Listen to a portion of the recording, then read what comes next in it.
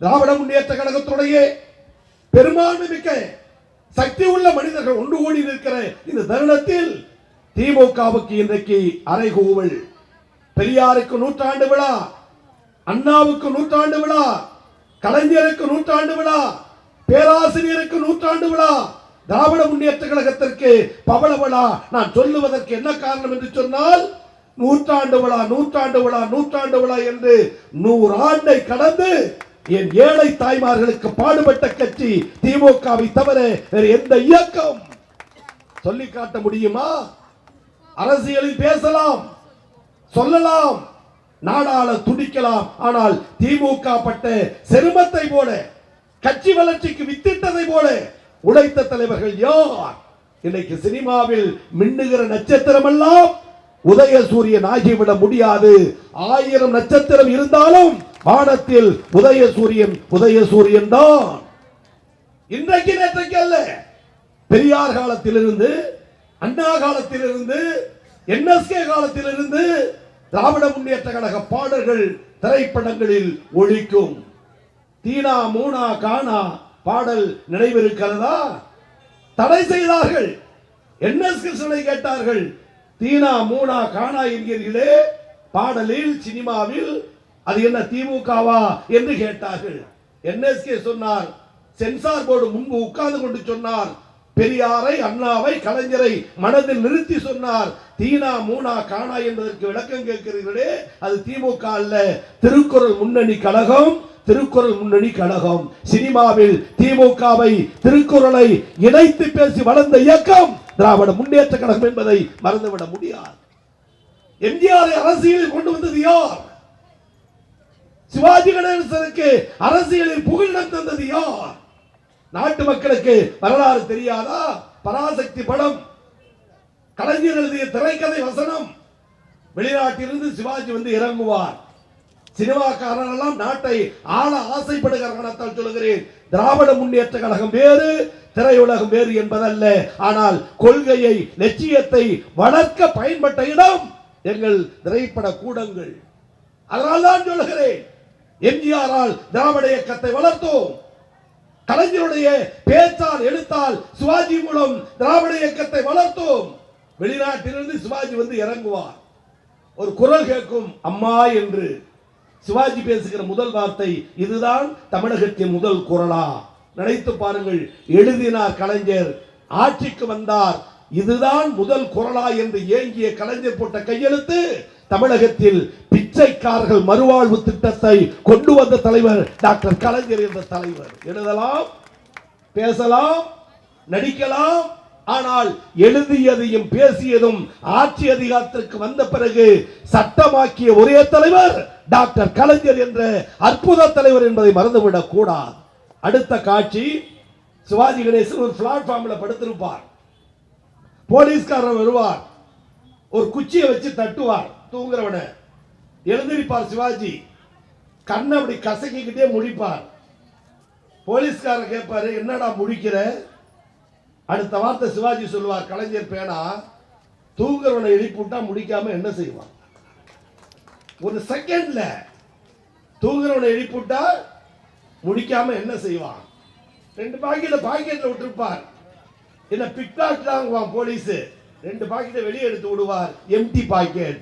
1.5 நிமிடத்தில் 3 முறை சினிமா கொட்டகளில் கைதட்டலை பெற்ற தலைவர் டாக்டர் கலைஞர். 70 ஆண்டுகளுக்கு முன்னால் விசிலடித்த உங்களுக்கு தெரிய வாய்ப்பில்லை. நாங்கள் சாதிக்காததையா? நாங்கள் செய்து காட்டாததையா? தந்தை பெரியார் என்ற மாமனிதர் இல்லை என்றால் என் சகோதரிகளுக்கு நாற்காலி போட்டு உட்கார்கிற உரிமை, மரியாதை திராவிட இயக்கம் இல்லை என்றால் இந்த நாட்டில் கிடைத்திருக்குமா? நினைத்து பாருங்கள். என்னுடைய அன்பு தோழர்கள் நிரம்ப இருக்கிற காரணத்தால் கேட்கிறேன், திராவிட முன்னேற்ற கழகம் தான் நாட்டின் வளர்ச்சிக்கு பாடுபட்டது. இந்த பகுதியில் ஆற்றிய பணிகளை அருமை என்ன சட்டமன்ற உறுப்பினர் சொன்னார். சென்னை வளர்ச்சி குழுமத்தின் சார்பில் வட சென்னை வளர்ச்சி திட்டத்தில் எடுத்துக்கொண்ட வளர்ச்சி இன்றைக்கு தென் சென்னையை மிஞ்சக்கூடிய வகையில் வட சென்னை வளர்ந்திருப்பதற்கு காரணம் தமிழ்நாடு முதலமைச்சர் அண்ணன் தளபதியும் துணை முதலமைச்சர் அண்ணன் உதயநிதியும் என்பதை யாரும் மறந்துவிட முடியாது. சாதனைகள் பல புரிந்திருக்கிறோம். ஆட்சி அதிகாரத்துக்கு வந்திருக்கிறோம். ஆனால் இன்றைக்கு இருக்கிற அரசியல் சூழல், நாட்டு நடப்பு, திராவிட முன்னேற்ற கழகத்தை வீழ்த்திவிடும் என்று ஒன்றியத்தில் இருக்கிற பாஜக, மோடி, அமித்ஷா இன்றைக்கு திட்டமோட்டு நாடகம் ஆடுகிறார்கள். முடிந்தவரை காலில் விழ வைப்பது, இல்லை என்றால் திமுகவிடம் மோத விடுவது, அதில் வடிகிற ரத்தத்தை நக்கி குடிப்பது என்ற புத்தி இன்றைக்கு பாஜகவுக்கு இருக்கிற காரணத்தால் திமுகவுக்கு ஆகாத சக்திகளை எல்லாம் மிரட்டி உருட்டி எதிர் விளையாட்டு விளையாட ஆரம்பித்திருக்கிறார். நாங்கள் கேட்பதெல்லாம் ஆரிய திராவிட போராட்டம் தமிழகத்தில் என்றைக்கு உண்டு. திராவிட முன்னேற்றங்கள் என்பது தீரர்களுடைய கூடாரம். எத்தனையோ கஷ்டங்களை பார்த்த கட்சி. 1949 திராவிட முன்னேற்ற கழகத்தை துவக்கி 1952, 57 என்று தேர்தலில் போட்டியிட்டு 1975, 65 என்று வெற்றி தோல்விகளை கடந்து 18 ஆண்டுகளுக்கு பிறகுதான் திராவிட முன்னேற்ற கழகம் ஆட்சி கட்டிலில் அமர்ந்தது. முதல் முறை திமுக வெற்றி பெற்றவருடைய எண்ணிக்கை 15. எங்கள் சகோதரிகளுக்கு சொல்லுவேன், என் தம்பிமார்களுக்கு சொல்லுவேன், திடீரென கட்சி துவக்கி நாட்டை ஆள வேண்டும் என்று எண்ணிய கட்சி திமுக அல்ல. 18 ஆண்டுகள் கட்சியை துவக்கி நாட்டு மக்களுக்கு உழைத்து சிறைக்கு சென்று போராடி இன்றைக்கு திராவிட முன்னேற்ற கழகம் நாளை தினம் தேர்தல் வந்தாலும் 7வது முறை திமுக ஆட்சி என்பதை எந்த கொம்பனாலும் மாற்ற முடியாத ஒரு வலிமை சக்தி. எனவே முதல் முறை 15 எம்எல்ஏக்கள் தேர்தலில் போட்டியிட்ட போது வெற்றி பெற்றோம். காமராஜர் டெல்லி போனார். செய்திக்காக சொல்லுகிறேன். விமான நிலையத்தில் பத்திரிகையாளர் கூடி என்று சொன்னார்கள். காமராஜரை பார்த்து கேட்டார்கள், திமுக என்பது நேற்று பெய்த மழையில் பூத்த காளான் என்று சொன்னீர்களே, 15 எம்எல்ஏக்கள் திமுகவுக்கு வெற்றி தானே, காங்கிரசுக்கு இழப்பு தானே என்று விமான நிலையத்தில் கேட்டார்கள். காமராஜர் சொன்னார், ஆமாங்கிற, ஒத்துகிறங்கிற, 15 எம்எல்ஏ ஜெயிச்சிட்டாங்கிற, ஆனா ஒண்ணுங்கிற, அடுத்த தேர்தலில் இந்த 15 பேரை சட்டமன்றத்தில் கால் வைக்க விட மாட்டேங்கிற சொன்னது யார்? பச்சை தமிழர் பெருந்தலைவர் காமராஜர். அரசியல் வரலாறு அனைவருக்கும் தெரிய வேண்டும் என்பதற்கு சொல்கிறேன்.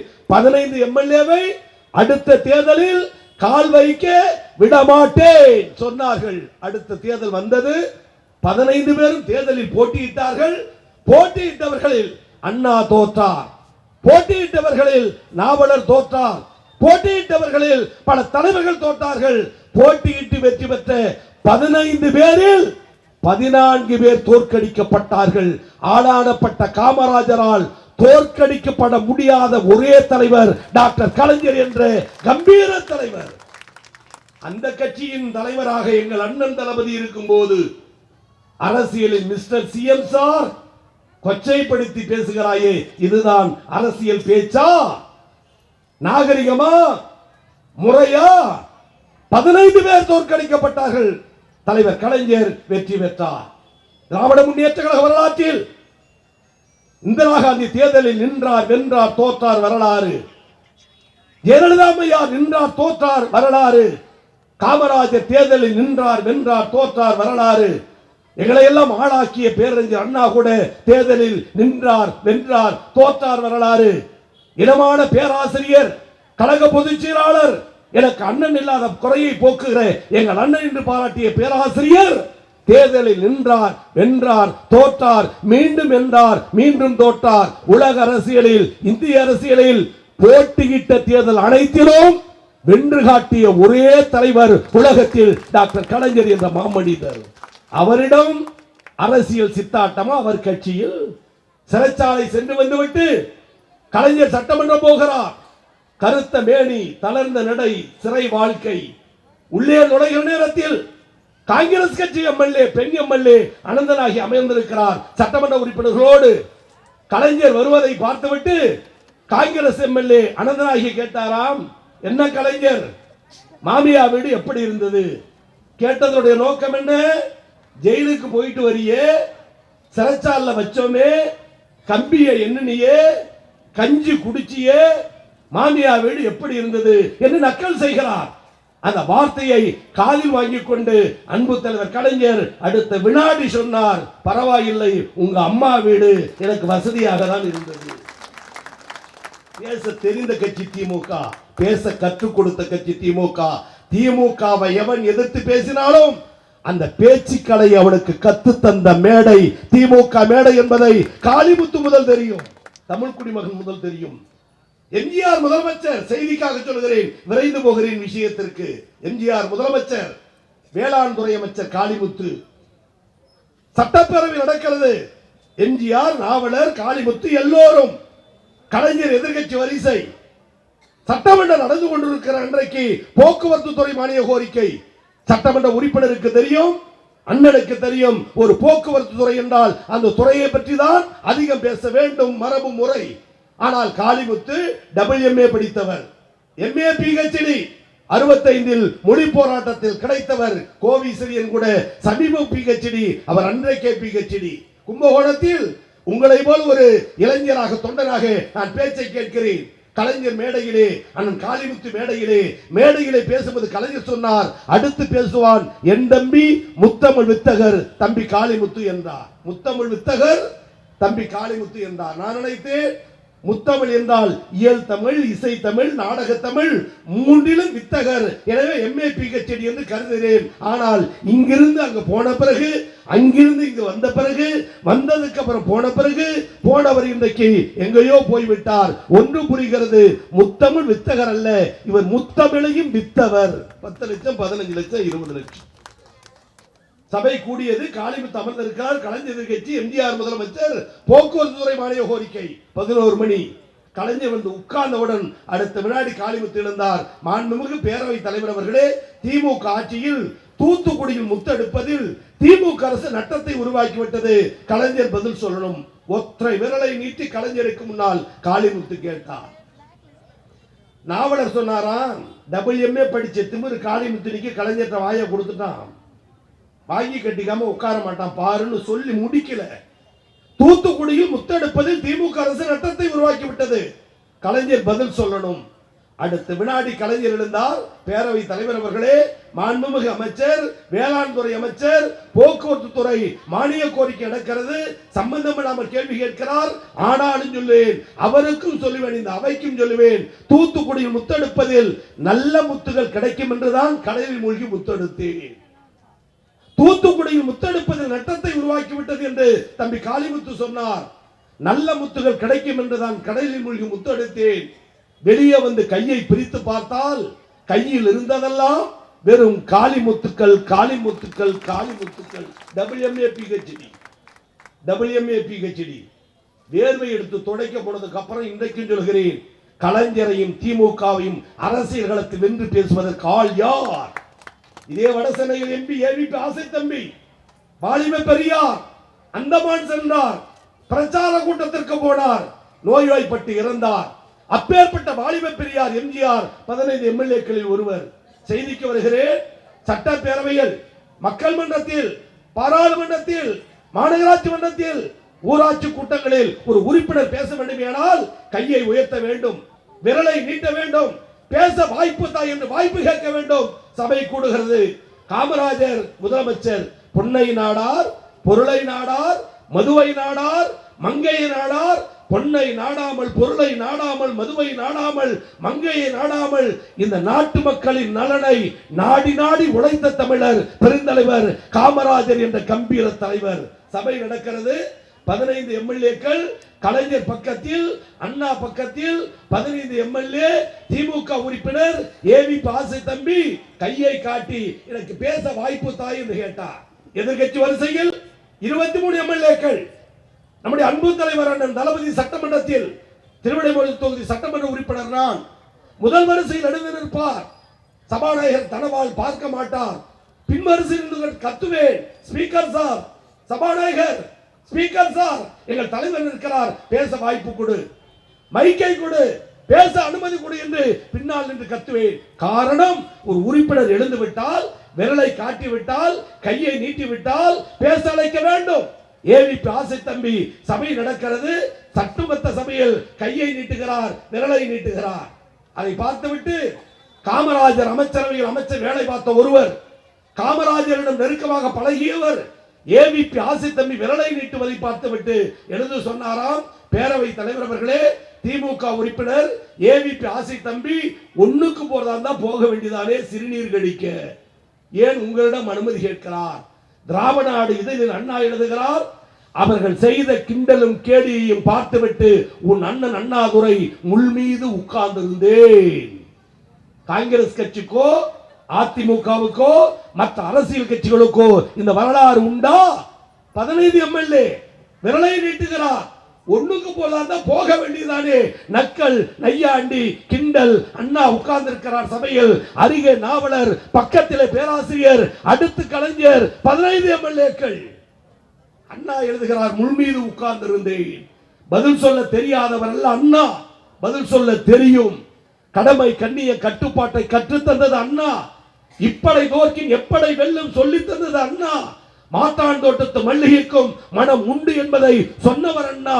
இன்னும் சொல்ல வேண்டுமானால் அடுக்குமொழி பேசி பேசி மக்களை கவர்ந்தவர் அண்ணா. இன்னும் வெளிப்படையாக சொல்கிறேன், பேசி பேசி பேசி பேசி பேசி பேசி பேசி பேசி ஒரு நாட்டை ஆள முடியும் என்பதை உலகிற்கு காட்டிய முதல் தலைவர் பேரறிஞர் அண்ணா. பதில் சொல்ல தெரியும். ஆனாலும் அண்ணா தான் பதில் சொல்லாமல் பக்கத்தில் இருக்கிற பேராசிரியர் விட்டுவிட்டு 3வது நாற்காலில் இருக்கிற கலைஞரை பார்க்கிறார். அண்ணா ஏன் பார்க்கிறார் என்று கலைஞருக்கு தெரியும், கலைஞர் பார்த்து விட்டார் என்று அண்ணாவுக்கும் தெரியும். அதற்கு அடிப்படை காரணம் அண்ணாவே சொன்ன தாரக மந்திரம், நான் சொல்லுவதை செய்கிற தம்பிமார்கள் ஆயிரக்கணக்கில் எனக்கு உண்டு. சொன்னவர் அண்ணா, கோவிசரியர் அல்ல. சொன்னவர் அண்ணா, ஆறுமுகம் அல்ல. சொன்னவர் அண்ணா, சுதர்சனம் அல்ல. சொன்னவர் அண்ணா, சங்கர் அல்ல. சொன்னவர் அண்ணா, அருள்தாஸ் அல்ல, மதிவாணன் அல்ல. நான் சொல்லுவதை செய்கிற தம்பிமார்கள் ஆயிரக்கணக்கில் எனக்கு உண்டு. ஆனால் நான் நினைத்ததை செய்கிற ஒரே தம்பி திருவாரூர் கருணாநிதி. அண்ணா பார்க்கிறார், கலைஞர் புரிந்து கொள்கிறார். சபையில் இருந்து சொன்னார், பேரவை தலைவர் அவர்களே, எங்கள் திமுக உறுப்பினர் ஏவிபி ஆசை தம்பி சிறுநீர் கழிக்க அனுமதி கேட்டது உண்மைதான். அந்த நேரம் பார்த்து உங்கள் அமைச்சர் எதற்கு வாயை திறந்தார்? காமராஜருக்கு கோவம், ஏன் கூமுட்ட, மூளை இருக்கான்னு, அறிவு இருக்கான்னு, புத்தி இருக்கான்னு, கலைஞரை யாருன்னு நினைச்சேன்னு, வாய மூடுன்னு, கலைஞர் இருக்கிற வரைக்கும் சபைக்கு வராதேன்னு, உன்னால என் மானம் போச்சின்னு, மரியாதை போச்சின்னு, நீ வெளியே போனேன்னு ஆளானப்பட்ட காமராஜருடைய கால் தூசுக்கு சமமாக திமுகவை எதிர்க்க தமிழகத்தில் இன்றைக்கு நாதி உண்டா? அரசியல் பேசுகிறீர்களே, நாங்கள் என்ன செய்யவில்லை? பெண்களுக்கான திட்டம் 1,30,30,000 பேர். அன்றைக்கு பேசும்போது சொல்லுகிறார், வள்ளுவர் கோட்டத்தை கட்டி விட்டால் போதுமா? அருமை சகோதரர் தனியரசு வருகை தந்திருக்கிறார், பகுதி கழகத்துடைய செயலாளர். பேச்சின் போது சொல்லுகிறார், வள்ளுவர் கோட்டத்தை கட்டிவிட்டால் போதுமா? இன்றைக்கு சொல்கிறேன், கம்பராமாயணத்தையும் பெரிய புராணத்தையும் வைத்துக் கொண்டு ஆரியர்கள் பிராமணர்கள் ஆடிய நேரத்தில் மொழியின் சிறப்பை காக்க, தமிழ் மொழியின் புகழை காக்க கலைஞர் எழுதிய அற்புத கோட்டம் வள்ளுவர் கோட்டமும் குறளோவியமும். ஐயன் பெயரில் எங்கு பார்த்தாலும் திருவள்ளுவர், திருவள்ளுவர் படம் அரசு கட்டிடத்தில், அரசு பேருந்தில் திருவள்ளுவர் படம் இருக்க வேண்டும் என்று சட்டம் போட்டவர் நம்முடைய தலைவர். 2000 ஆண்டு கலைஞர் முதலமைச்சர் கன்னியாகுமரிக்கு போனால் சுவாமி விவேகானந்தருடைய சிலை வானை முட்டி நிற்கும்.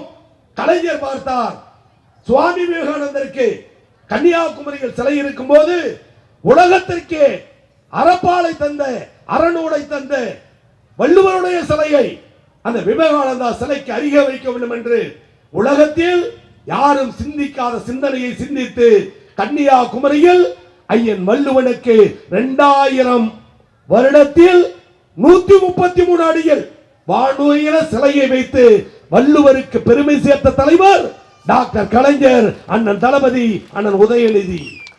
இது 2000 ஆண்டு. இன்றைக்கு சொல்லுகிறேன், பணிவோடு சொல்லுகிறேன், 100 விழா கொண்டாடலாம்.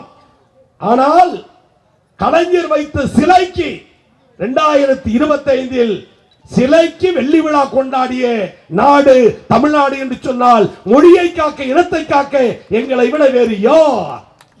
ஒரு பக்கம் சினிமா கூட்டம், ஒரு பக்கம் ஆரிய கூட்டம், மறுபக்கம் துரோக கூட்டம், மறுபக்கம் அடிமைகள் கூட்டம். இந்த கூட்டத்திலிருந்து நாட்டை விடுவிக்க 2026 நாடு முழுவதும் உதயசூரியன் உதிக்க வேண்டும். அதில் முதல் வெற்றி திருவெற்றியூர் மாதாவரமும் அமைய வேண்டும். அதற்கு ஆதரவு தாரீர் என கேட்டு அழைக்கும் போதெல்லாம் அழைக்கிற சகோதரன் மீண்டும் வருவேன். வாய்ப்புக்கு நன்றி, வணக்கம்.